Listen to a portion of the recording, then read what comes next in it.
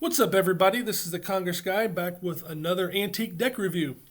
Today, we're going to be looking at another one in the Greek mythology series, if you will. This one is Sappho. This is a deck you will not see every day.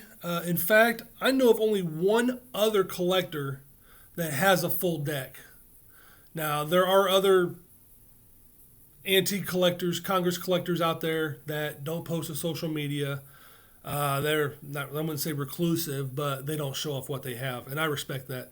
So there are more out there, but as far as ones that you see on social media and the like that, and the collectors that I know, we're the only two. So this is dated 1916. She was an archaic Greek poet from the island of Lesbos, which Lesbos is where you get the term lesbian today. Sappho is known for her lyric poetry written to be sung while accompanied by a lyre. In ancient times, she was widely regarded as one of the greatest lyric poets and was given names such as the 10th Muse and the Poetess. So this is Sappho. She's got her lyre there. And it's like maybe some tigers or some panthers or something. Some big cats. So we'll turn it around here.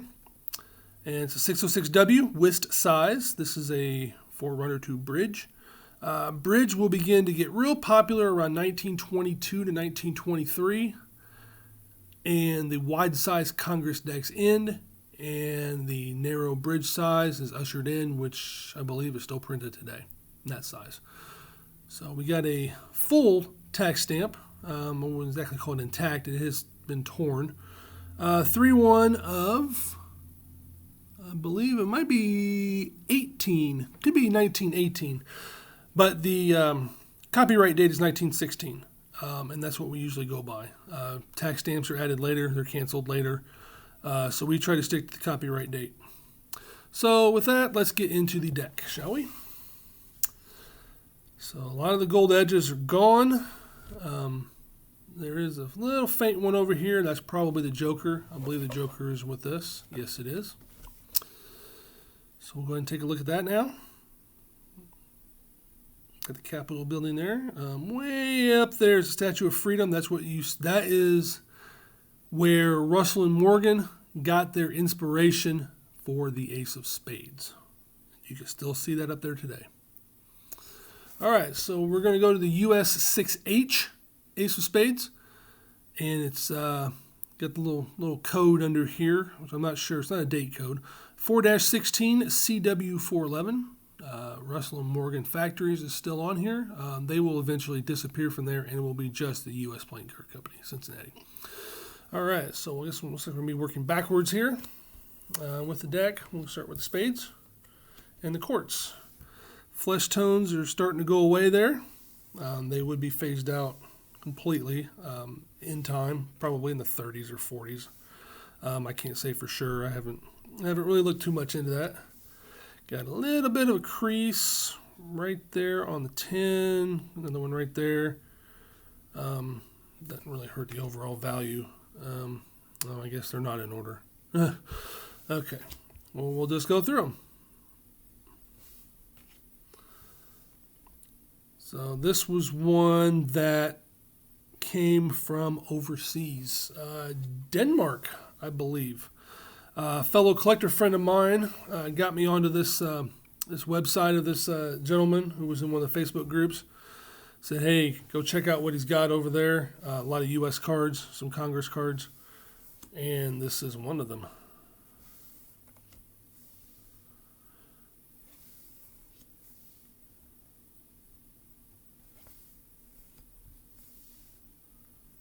Get through the courts and the clubs there. Looks like we're back into the spades again. We're kind of jumping around a little bit, but that's all right. Still get a chance to see all 53 cards.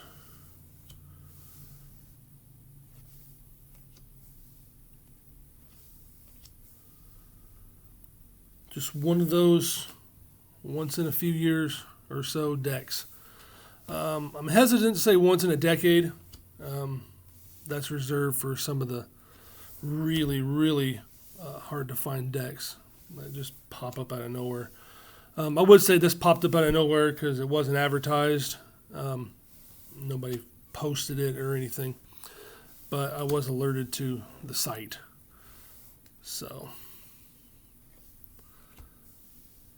if you guys got any questions about this deck, feel free to drop it in the comments or anything you'd like to see in future videos. I did an Instagram poll recently, and this was one of the ones that was had a very positive response they wanted to see. So we are checking it out here today.